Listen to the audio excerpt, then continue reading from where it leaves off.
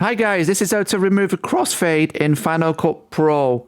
You see, if we zoom in here, we have the crossfades there for each clip. And they're all along on every clip. But sometimes you want to remove these audio fades. And the way that we do audio fades is we select them all, we do Option T. We just pressed it then, and you can see the audio fades are still there. So that's from not reversing the audio fades.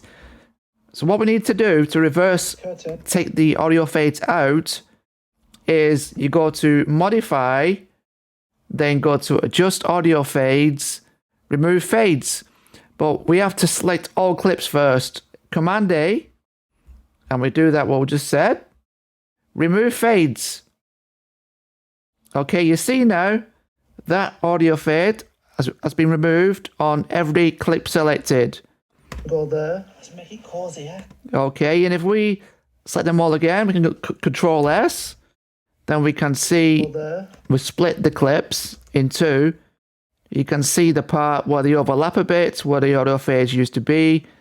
And if we want the audio fades back, we need to select them all again.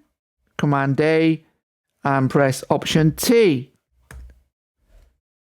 See, we pressed Option T there, and it's not worked again.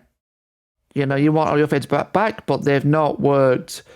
So another way of doing it to get them back, what I've found, select them all, go back to Modify, Adjust Audio Fades, Apply Fades.